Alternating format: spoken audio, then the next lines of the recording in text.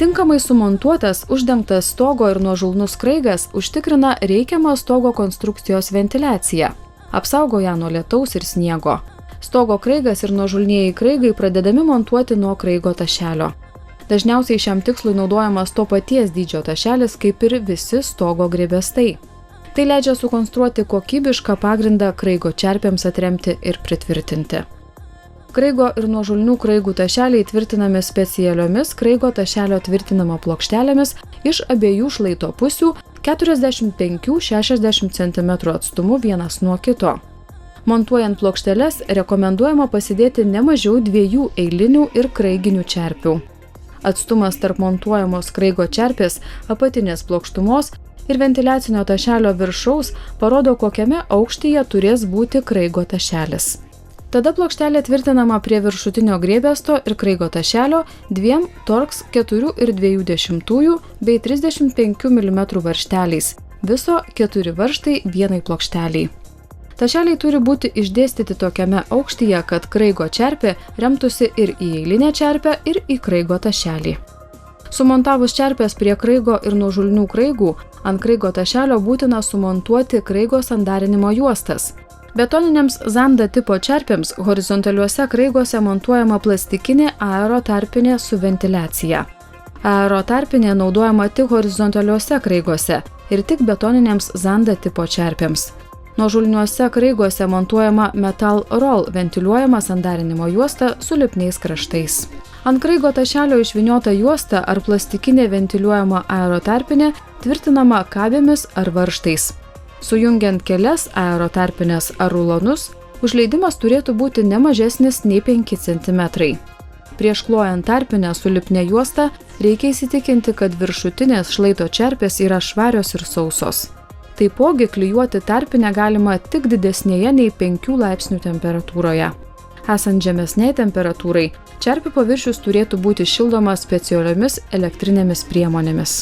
Uždengus kraigą tarpinę, nuo jos kraštų nulupama apsauginė klijuojančios juostos plėvelė ir tarpinė klijuojama ant viršutinių čerpės bangos plokštumų per visą čerpės paviršių.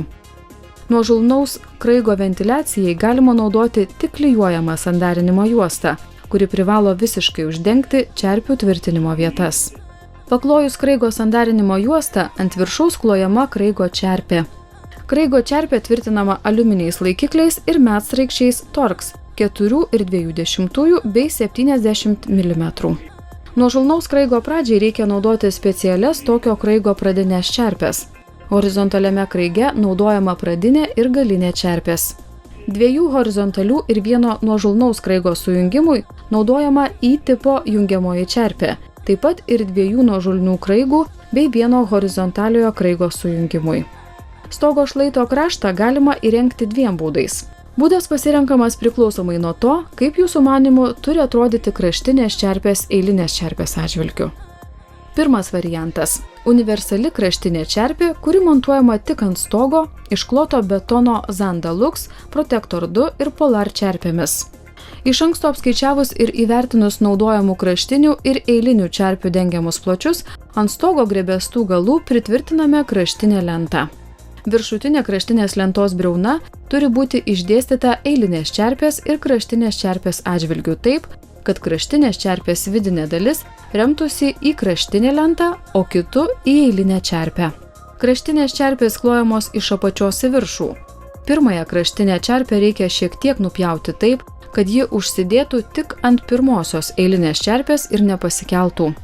Šiuo montavimo būdu kraštinės čerpės persikeičia su eilinėmis čerpėmis ir taip prarandama vientisa eilių čerpių linija kartu su kraštinėmis, bet tarpas tarp eilinės ir kraštinės čerpės išlieka minimalus, o su juo ir minimali prapustimo galimybė.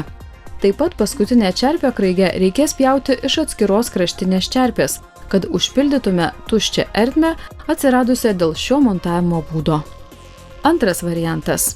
Pirmoji kraštinė čerpė nenupjaunama, ji montuojama dedant ant viršaus pirmosios ir antrosios eilinės čerpės. Pagal pasirinktą eilinių čerpių žingsnį taip sumontuojamos ir kraštinės čerpės. Tuomet kraštinių čerpių apatinė dalis bus vienoje linijoje su eilinėmis čerpėmis. Šis montavimo būdas užtikrina, kad paskutinioji kraštinė čerpė bus vientisa ir nereikės papildomos čerpės mažos dalies, kad uždengtumėte tuščią ertmę, bet atsiras šiek tiek didesnis tarpas tarp eilinės ir kraštinės čerpės.